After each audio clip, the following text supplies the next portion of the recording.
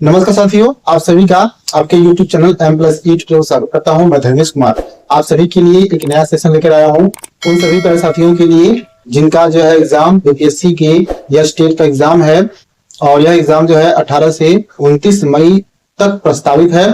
तो उन सभी साथियों के लिए प्रैक्टिस सेट में लेकर आया हूं, जिसमें जो है कि मैथ जो पूछे जाते हैं, मैथ के क्वेश्चन को यहाँ पर जो है कि आपको सॉल्व किया जाएगा। प्रैक्टिस सेट के तौर पर जो है कि प्रीवियस ईयर के जो प्रश्न पूछे गए हैं उनको यहाँ पर सॉल्व किया जाएगा। एक छोटा सा प्रयास है आप लोगों के लिए कि आप लोग जो है कि एग्जाम में जाएं तो इस वीडियो को देख कर जाएं, जिससे कि इसमें जो भी किस प्रकार के प्रश्न पूछे गए हैं और उन प्रश्नों के संबंधित कितने फार्मूले होते हैं, उन सब फार्मूलों को आपको जो है कि याद कर लेना है, रिवाइज कर लेना है। एक तरह से यह एक आप लोगों के लिए रिवाइज सेशन है। तो आप लोग जो है कि अधिक से अधिक इस सेशन को शेयर करें और उन सभी साथियों तक पहुंचे जो कि यह स्टेट के पेपर फर्स्ट देने जाने वाले हैं। तो चलिए स्टार्ट करते हैं आज का सेशन। इसमें दे रखा है, देखिए सिंपल भी प्रश्न पूछते हैं और कठिन भी है। बहुत कठिन होते नहीं है, इसमें कंपटीशन के लेवल के जो प्रश्न पूछे जाते हैं वही प्रश्न आपसे पूछा जाएगा। ठीक है, तो इसमें पहला प्रश्न है कि यदि एक वर्ग की भुजा 14 मीटर है तो उसका क्षेत्रफल ज्ञात कीजिए। यह मेंसुरेशन से है। तो मेंसुरेशन से संबंधित आपके पास जो है कि सभी फार्मूले होने चाहिए, चाहे वह स्क्वायर वर्ग का हो, चाहे वह जो है आयत का हो, चाहे वह जो है कि समांतर चतुर्भुज का हो, चाहे जो है कि वह समचतुर्भुज का हो। जितने भी चतुर्भुज हैं उन सभी के फार्मूले आपको पता होना चाहिए। क्यूब का पता होना चाहिए, क्यूबार का पता होना चाहिए, साथ ही साथ जो है कि बेलन का पता होना चाहिए, प्रिज्म पिरामिड का भी पता होना चाहिए। तो इस प्रकार से प्रश्न आपको मिलेंगे और इनका फार्मूला आपको रिवाइज करके जाना है। ठीक है, तो चलिए देखते हैं इसमें क्या है। इसमें दे रखा है कि वर्ग की भुजा की साइड जो है कि दे रखा है ए का मान क्या दे रखा है, 14 है। 14 मीटर दे रखा है, 14 मीटर दे रखा है। तो क्या साथियों आपको पता होना चाहिए कि वर्ग का क्षेत्रफल पूछा है। तो वर्ग का क्षेत्रफल क्या होता है, भुजा स्क्वायर होता है। क्या होता है, भुजा का स्क्वायर होता है, यानी कि या करके लिखेंगे तो भुजा का साइड ए माना है तो ए का स्क्वायर क्या होगा, तो आपको पता होना चाहिए 14 का स्क्वायर क्या होगा। तो अब आपको जो है कि पहले ही जो है कि आपको पता होना चाहिए कि 50 तक, या आप याद करना चाहते हैं तो 100 तक याद कर लें, लेकिन 50 तक आपके पास जो है कि स्क्वायर डायरेक्टली आपके पास याद होना चाहिए।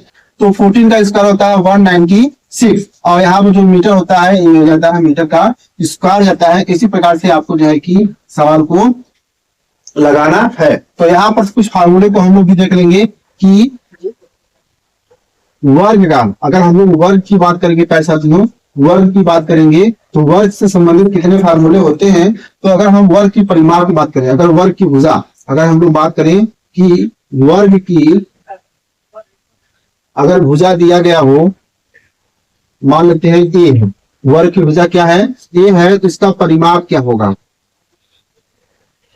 इसका परिमाप क्या होगा, आप कहेंगे कि 4 साइड होता है तो 4 मल्टीप्लाई बाई ए हो जाएगा, 4a हो जाएगा। वर्ग का क्षेत्रफल क्या होगा, अगर हम लोग क्षेत्रफल की बात करेंगे, क्षेत्रफल की बात करेंगे तो क्या हो जाएगा, साइड का स्क्वायर यानी कि भुजा का स्क्वायर यानी कि ए का स्क्वायर हो जाएगा। ठीक है, अब जो है कि इसमें बात करें कि विकर्ण क्या होता है, विकर्ण क्या होगा इसका, तो आप कहेंगे जो है a√2, क्या कहेंगे, a√2 कहेंगे इसको। ये आपको याद होना चाहिए। ये रहा जो है वर्ग के संबंधित जितने भी फार्मूले हो सकते थे यह आपको बताया गया। अब अगर हम जो है साथ ही साथ अगर हम लोग बात करें आयत की बात कर लेते हैं, यहीं पर जो है हम लोग आयत की भी बात कर लेते हैं। आयत को हम लोग जो है रेक्टेंगल कहते हैं।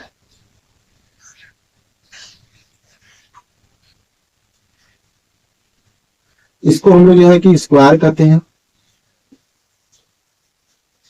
ठीक है, अब इसकी अगर हम लोग बात करेंगे पैसा साथियों, आयत का जो है, तो आयत का जो है कि पहले मान लेते हैं कि आयत की लंबाई जो है वो a मान लेते हैं और इसकी चौड़ाई को b मान लेते हैं। ठीक है, अब अगर हम लोग इसके परिमाप की बात करेंगे, इसके परिमाप की बात करेंगे तो क्या हो जाएगा, 2 ए प्लस बी, यानी कि 2 लंबाई प्लस चौड़ाई हो जाएगा। और इसके क्षेत्रफल की बात करेंगे, इसके क्षेत्रफल की बात करेंगे तो क्या हो जाएगा, ए मल्टीप्लाई बाई बी, यानी कि लंबाई गुणे चौड़ाई हो जाएगा। क्या हो जाएगा, लंबाई गुणे चौड़ाई। इसके विकर्ण की बात करेंगे, आयत के विकर्ण की बात करेंगे तो क्या हो जाएगा, रूट में ए स्क्वायर प्लस बी स्क्वायर। यह फार्मूला जो है आपको पता होना चाहिए, पता भी है तो एक बार आपको रिवाइज कर लेना है। जो मैथमेटिक्स सिलेबस जिनका रहा है, मैथमेटिक्स सब्जेक्ट रहा है, उनके लिए तो दिक्कत नहीं होने वाला है, एक बार देखने में हो जाएगा। लेकिन जो अदर सब्जेक्ट से हैं तो उनके लिए भी ये आने वाला है। तो अब जो है कि हम लोग चलते हैं नेक्स्ट क्वेश्चन पर। सेकंड क्वेश्चन कहता है कि यदि मूल राशि 5000 है, सेकंड क्वेश्चन कहता है कि यदि मूल राशि 50,000 है और 4 वर्षों के लिए ब्याज की दर 2% है तो साधारण ब्याज ज्ञात कीजिए। इसमें ऑप्शन दे रखा है, ए 4,000 होगा कि बी 400, सी 40,000 और डी 40 होगा। क्या होगा इसका ऑप्शन, चलिए देखते हैं हम कैसे इसको लगाते हैं। इसके लिए भी आपके पास फार्मूला होना चाहिए, फार्मूला नहीं पता है तो आप सवाल को एक कदम भी आगे नहीं बढ़ पाएंगे सवाल में। तो इसके लिए क्या फार्मूला आपको पता होना चाहिए, चलिए देखते हैं।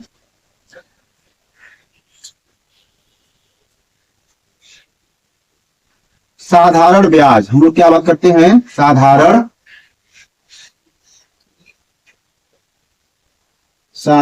ब्याज। साधारण ब्याज में हमको क्या क्या चाहिए, हमको दर चाहिए, जिसे हम लोग जो है कि आर से रिप्रेजेंट करते हैं। हमको मूल राशि चाहिए, मूल राशि जिसे हम लोग जो है कि प्रिंसिपल बोलते हैं, इसको हम लोग पी से दिखाते हैं। ठीक है, जो हमें प्राप्त होता है टोटल धनराशि,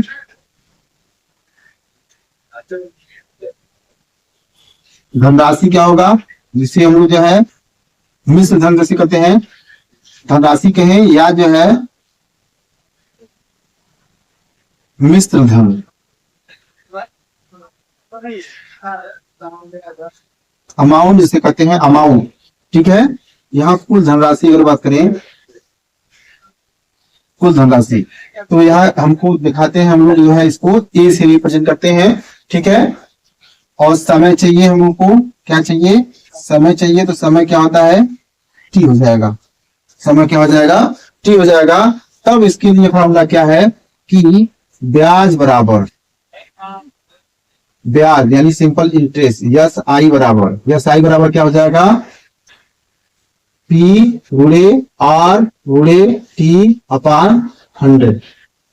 ठीक है, और मिश्र धन बराबर क्या होगा,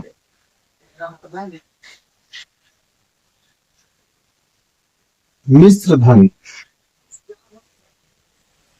मिश्र धन क्या होगा, मिश्र धन जो है हो जाएगा yes I plus P. Yes I क्या है, T R T plus T, और इसके अपान 100, और ये है ए। ये तीन दो फार्मूले जो है साधारण ब्याज से संबंधित है, यह आपको पता होना चाहिए। ठीक है, अब सवाल क्या दे रखा है, सवाल दे रखा है कि मूल राशि जो है 50,000 है, मूल राशि यानी पी का मान दे रखा है, पी का मान क्या दे रखा है, कह सकती हूँ 50,000।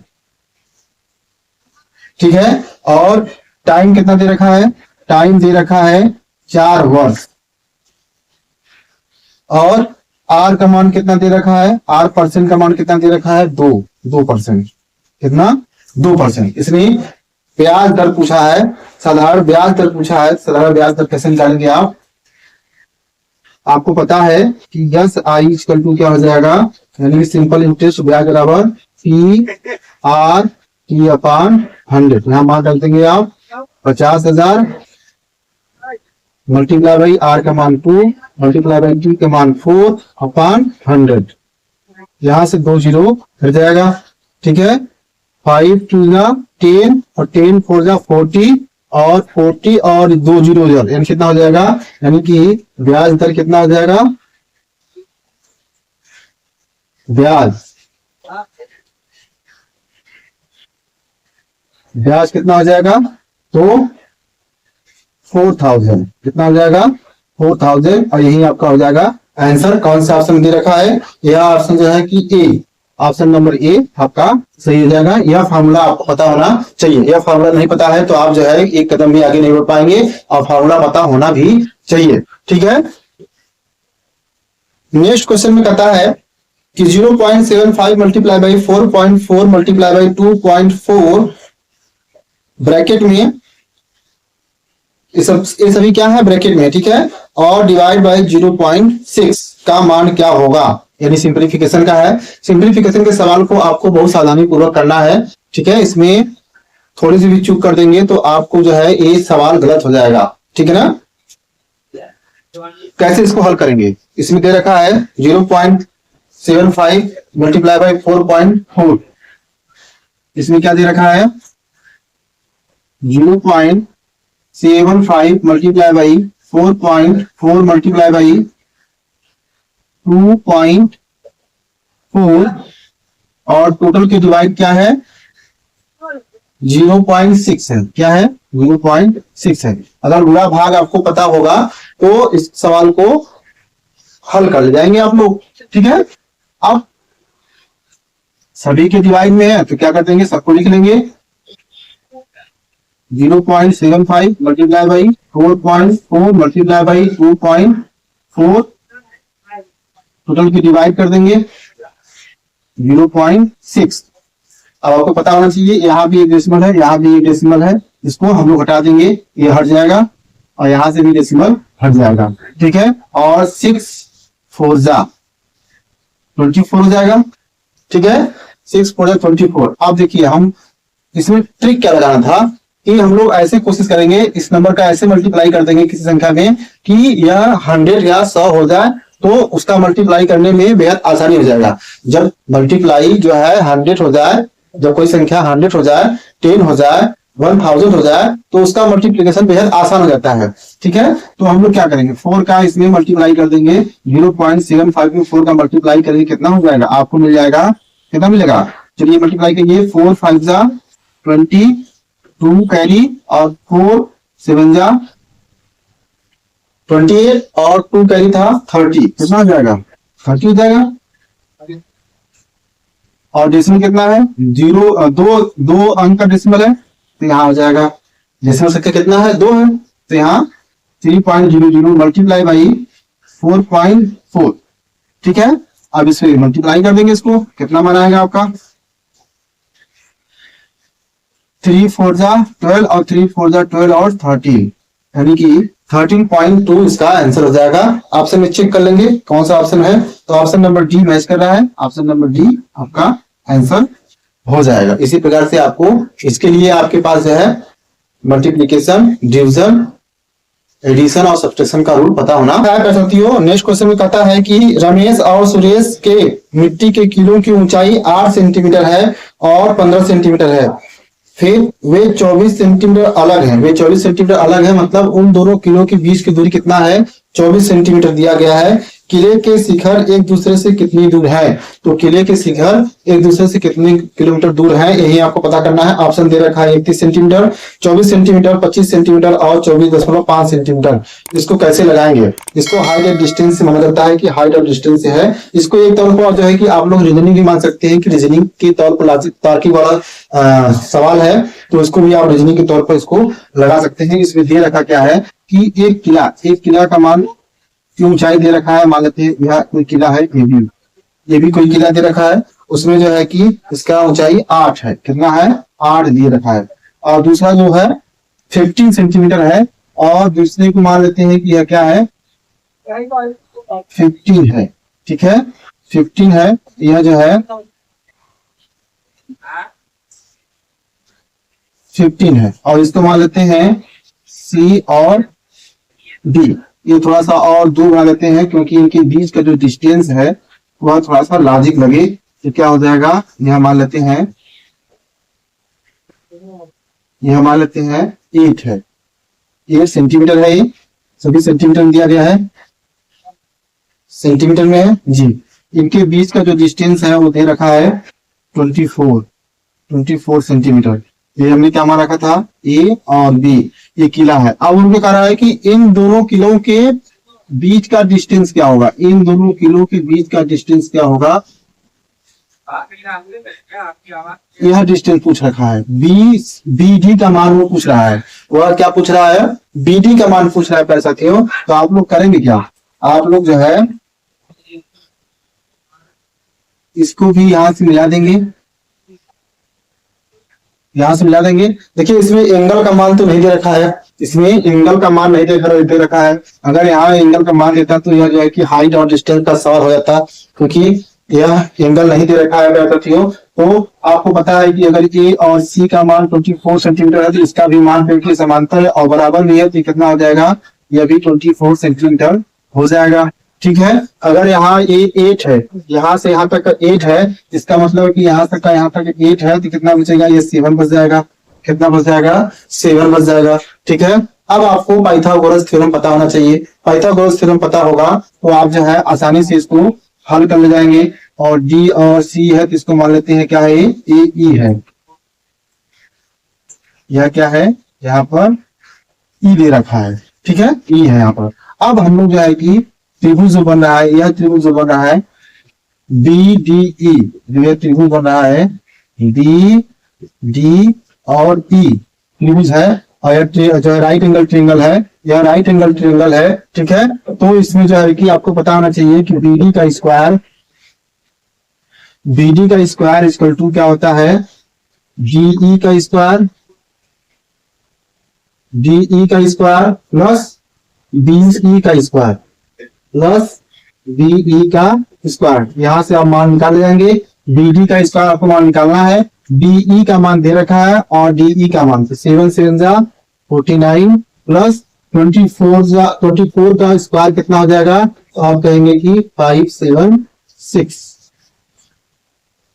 कितना कहेंगे, 576। अब इन दोनों को ऐड कर देंगे तो 9 और 6, 9 से कितना हो जाएगा 15, 1 और 7 4 कितना हो जाएगा 11 और 1 12। ठीक है, 1 और 5 1 6, यानी कि बीडी का स्क्वायर लिखना है तो बीडी कितना हो जाएगा, आप कहेंगे कि रूट में 6 2 5 और इसका कितना हो जाएगा 25 का स्क्वायर होता है, यानी कि बीडी का मान कितना हो जाएगा प्यारे साथियों, तो 25 हो जाएगा। इस तरीके से आपको लगाना है। या जो है कि हम लोग ट्रिपलेट बोलते हैं, क्या बोलते हैं, ट्रिपलेट बोलते हैं। ट्रिपलेट अगर आपको पता होगा तो आप देखते ही सवाल को आसानी से हल कर देंगे कि 24 और 7 और 25, 24 7 25 ये ट्रिपलेट है। ट्रिपलेट से आप जो है कि मान को आसानी से निकाले जाएंगे। ठीक है, इसका आंसर हो जाएगा 25। और ऑप्शन में चेक कर लेंगे, ऑप्शन नंबर सी इसका मैच कर रहा है, ऑप्शन नंबर सी को आप टिक करेंगे। नेक्स्ट क्वेश्चन कहता है साथियों कि 5 लोगों की औसत आयु 42 वर्ष है, दूसरे समूह में 8 लोग हैं जिनकी औसत आयु 81 वर्ष है। जब दोनों समूहों को मिलाया जाता है तो सभी लोगों की औसत आयु कितनी होती है। टोटल का पूछ रहा है, टोटल दोनों लोगों को मिला दें, 5 लोग और 8 लोग मिला दें तो उनका औसत आयु क्या होगा। ऑप्शन दे रखा है 64 साल, बी 66 वर्ष, सी 61.5 वर्ष और डी 70 वर्ष। ठीक है, चलिए देखते हैं इसको कैसे लगाना है। बेहद आसान है, बस आपको फार्मूला पता होना चाहिए। फार्मूला क्या है कि टोटल संख्या बराबर टोटल नंबर बराबर क्या होगा, टोटल नंबर यानी कि कुल संख्या बराबर क्या होगा, औसत मल्टीप्लाई बाई संख्या, इसे कहते हैं average multiply by number. T equal to यह फार्मूला पता होना चाहिए, T equal to A multiply by N, जहां पर टी टोटल नंबर है, ए एवरेज है, एन जो है नंबर है, गिवन नंबर है। अब इसमें जो है कि टोटल हमको ज्ञात करना है और एवरेज जितना दे रखा है 42 मल्टीप्लाई बाई 5 लोगों का, ठीक है। मल्टीप्लाई कर देंगे, 5 टू जा 10, 1, 5 4 जा 20 और 21, 210। और फिर जो है दूसरे कंडीशन में टी का मान टोटल निकालना हो, कितना दे रखा है 81 मल्टीप्लाई बाई 8, इसको मल्टीप्लाई कर देंगे, 8 1 जा 8 और 8 8 जा 54, ठीक है।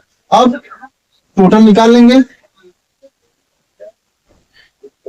ये कितना है 210 प्लस 648, ऐड कर देंगे 8 415 और 628। अब टोटल का एवरेज कहा है तो टोटल नंबर से क्या कर देंगे, डिवाइड कर देंगे। 8 और प्लस 5 कितना है 13, 13 से डिवाइड करेंगे क्या साथियों, क्या मिलेगा 13 अच्छा कितना होता है 78 और 13 सत्ते 91, तो 6 बार जाएगा 13 छक 78, कितना बचेगा 15 8, 15 में से 8 गया कितना 7 और फिर जाएगा 7 8 तो 6 बार, यानी कितना आ जाएगा। अब टोटल का पूछा था एवरेज, टोटल का एवरेज पूछ रखा था, टोटल का एवरेज पूछा था, कितना आ जाएगा 66। और ऑप्शन में चेक कर लेंगे कौन से ऑप्शन दिया गया है, तो option number B, option number B जो है इसका सही हो जाएगा 66 वर्ष।